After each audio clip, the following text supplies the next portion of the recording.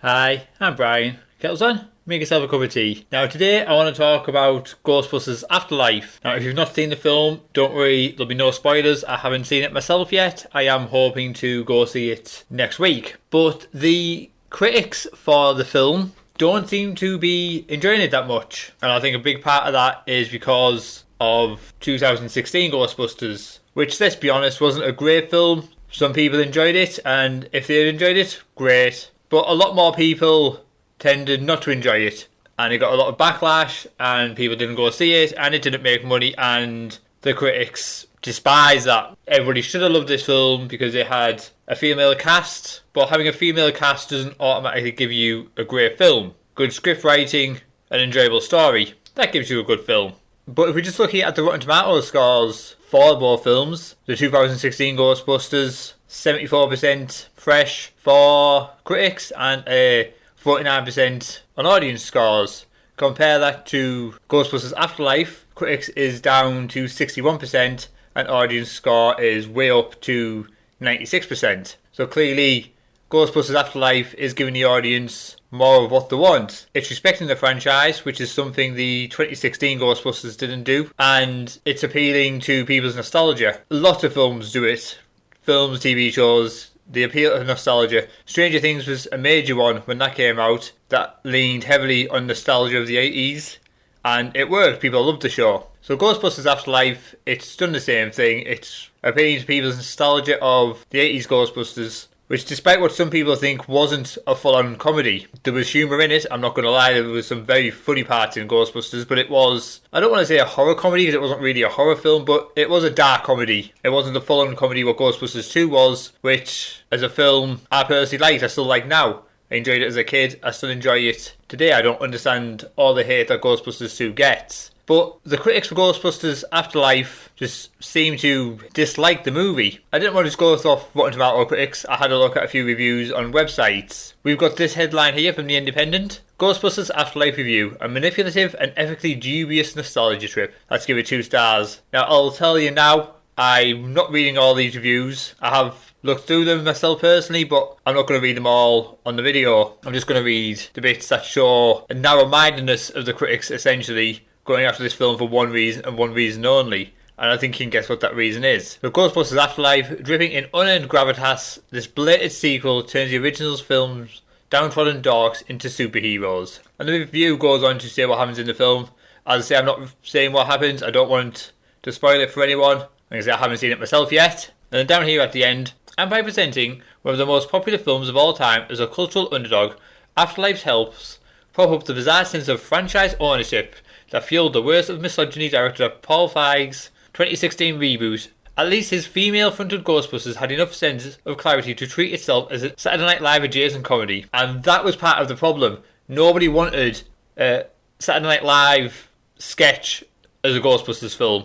It wasn't, people didn't want a female-fronted Ghostbusters film. The main star of Ghostbusters Afterlife is McKenna Grace. So it's not the fact that people don't want a female-led Ghostbusters film or female-led films, it's the fact that people want good stories. And this article actually mentions this argument. The argument, of course, will be that Ghostbusters fandom couldn't possibly have issues with women in their movies because the lead in Afterlife is a young girl, but Phoebe, despite the enthusiasm Grace brings to its role, isn't really her own person. With rounded glasses, stilted mannerisms, and hyperfixation on science, she's but a pint-sized clone of her grandfather. Has that given way to what I'm talking about yet? So this person on this article is just mad that this film is doing better than 2016 Ghostbusters. It is a recurring theme throughout the reviews of critics. You've got this one here from robertherbert.com, Ghostbusters Afterlife, and they've given it a 1-star rating. This is sort of a sequel and sort of a reboot, but it's definitely an erasure of the 2016 Ghostbusters, starring Melissa McCarthy, Kirsten Wiig, Kate McKinnon, and Leslie Jones, which caused a stir because it dared to feature women busting ghosts. That's men's work. Women are allowed to answer the phone at Ghostbusters headquarters, and they can be possessed by an ancient demon from another dimension as long as they still look sexy, but that's about it. Come on guys, when Ray Parker Jr.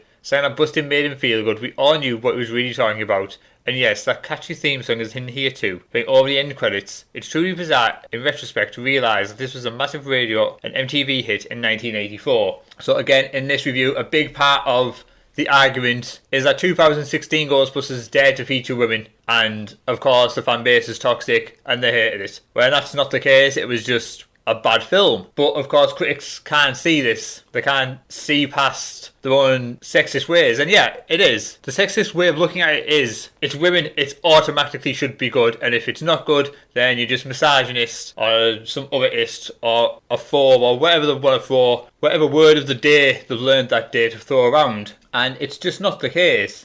I mean, Ghostbusters Afterlife is clearly doing something right. It's making money, which at the end of the day is what Sony wants. If Ghostbusters 2016 had made money, Ghostbusters 2016 would have got a sequel. It didn't. Fans didn't like it. It didn't make money. It's going to get cast aside. That's how businesses work. Businesses need money to survive. And then there's more articles. There's this one here. This one is my personal favourite of spitting the dummy out. This was brilliant. Afterlife, give up the ghost. There's something weird and it doesn't look good. This is from FW Weekly, and it says, "Good news, all you poisonous male Ghostbusters fans who accuse the 2016 reboot of ruining your childhood. You have your wish in the form of Ghostbusters Afterlife, which is simply brimming with fan service, in-jokes and callbacks to the point where there's hardly any movie left. Congratulations, you're getting exactly what you asked for, and it sucks. It sucks ectoplasm. Are you happy now?" Well, I would say the way the movie is performing and the audience score which it's getting, and the praise it's getting from the audience, that yes, fans of Ghostbusters are happy now. And again, it goes on to review the film. Towards the end, he's talking about the original Ghostbusters film. And this last couple of sentences here. "If you want to talk about the movie's legacy, this cynical cash grab is a bigger stain on that than the female remake from 2016.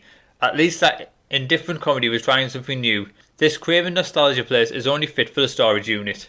Critics are going to complain about this film for a long time. Not because the film isn't good, because all of them have said it starts off good and it respects the franchise and there's a lot of callbacks to the films. Obviously, nostalgia, it plays heavily into what people want. But it all comes back down to the same thing every single time. It's doing better than 2016. Fans didn't like 2016 Ghostbusters, and they're hating the fact that fans are liking this one, which looks and feels, from the parts I've seen, more like a Ghostbusters film.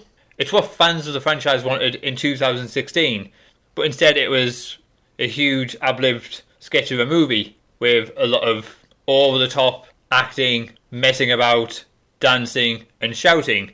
It wasn't what fans wanted, and fans didn't go see it. It lost money. It got shelved. It's not going to get a sequel if it's not making money. Sony knew that. They've gone back to the original Ghostbusters and gave fans a sequel to that, which is what they asked for. I mean, not all critics have hated it. I'll say this, not all critics have said it's bad. There's this one here from Forbes. "The critics must be crazy. Ghostbusters Afterlife is absolutely terrific." So even this guy here is saying the critics must be crazy for hating it. He just going to say in part of his review that "I can't help but feel much of this is politically driven. A response to the fan backlash against the all-female 2016 Ghostbusters reboot." And for me, I do think that this is what it is. Critics hate to see this film doing better than the film they think should have done much better and is the superior film. Not because it's a better film, but because it had an all-female cast. As I said earlier, having an all-female cast does not automatically give you a good film.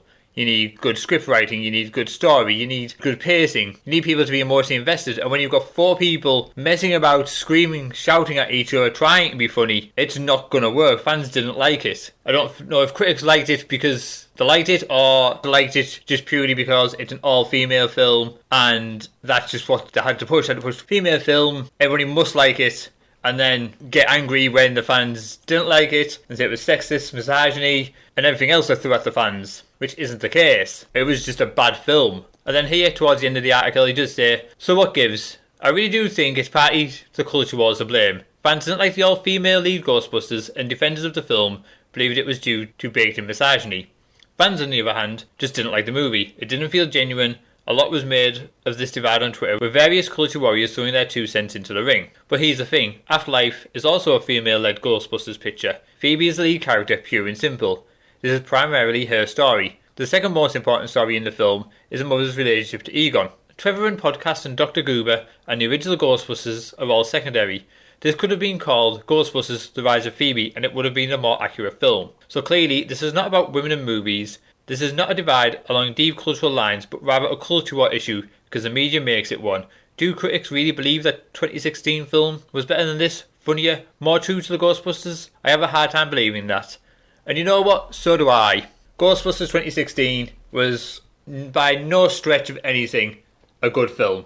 I mean, the trailers and the little bits I caught on TV here and there has put me off watching the film at all. It's a film I'll never see because I just hate the parts of it I have seen and I can't bring myself to sit through it. And before anyone says, well, how can I say that without watching it? I would hate to have my arm cut off. I've never had that done, but I wouldn't sit through and get it done to prove a point. The trailers for the film look terrible. The few minutes of the film I've seen here and there look terrible. It doesn't look funny, it looks like a mess. On the other hand, Ghostbusters Afterlife looks like a genuine Ghostbusters film. It's something I would like to go see, and it's something that fans have enjoyed and is clearly making the money so far. We will have to see how it goes as it goes on. But I am hoping to get to go see it, and if anyone has seen it, what do you think? Is it a good film?